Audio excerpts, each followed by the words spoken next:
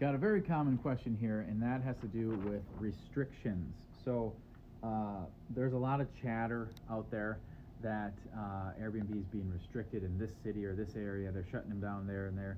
And it's just, at the end of the day, just remember that pretty much everything is run by money. Okay, so if you just follow the dollars far enough, you'll kind of know where things are going.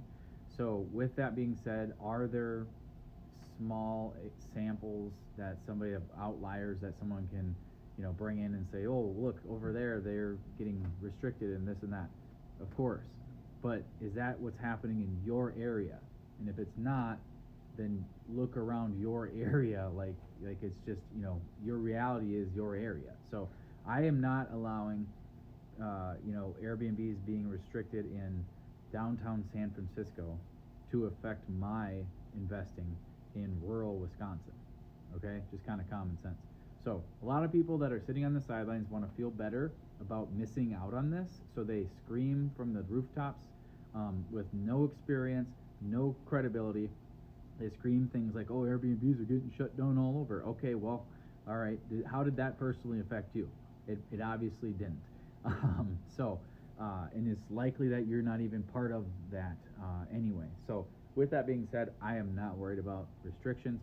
As far as that comes down, I think I've mentioned in another video, they tried to do this to Uber when Uber came out, and that didn't last long. So follow the money. The money's going to probably win out.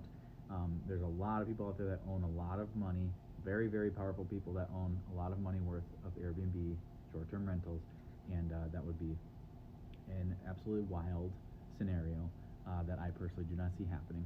And again, we have these built-in safeguards anyway, so there's nothing that can, worst case scenario, okay, Airbnb shuts you down. Well, the good news is if you're not doing arbitrage, you own the asset, so you can live in it, you can sell it, you can rent it long term, you can do whatever you want with it, right? Whereas if you're arbitraging, you're kind of screwed. So another great reason to follow the Cabin Secrets program in my strategy.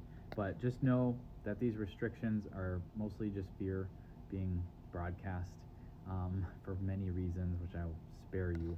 But I would just look at your own personal landscape of what's going on. And now the difference between restrictions and permits, though, like a permit, that's a legitimate thing that needs to happen. So I go through that in the Cabin Secrets program too.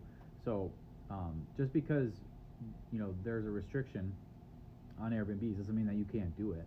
There's a restriction on the lake that we bought our lake cabin on.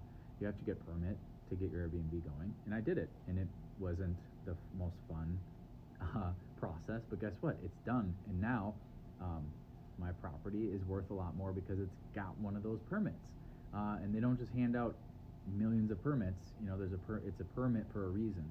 So you going through the proper channels and doing it the right way is actually benefit to you and the value of your property. So that's part of when I talk about optimizing the value of your property. That's another way that we do that, is we do the things right, and we set it up so it's all legal, and we're following all of the potential restrictions. So with that being said, the outside restrictions that people talk about that aren't even in this game, I wouldn't even let that noise.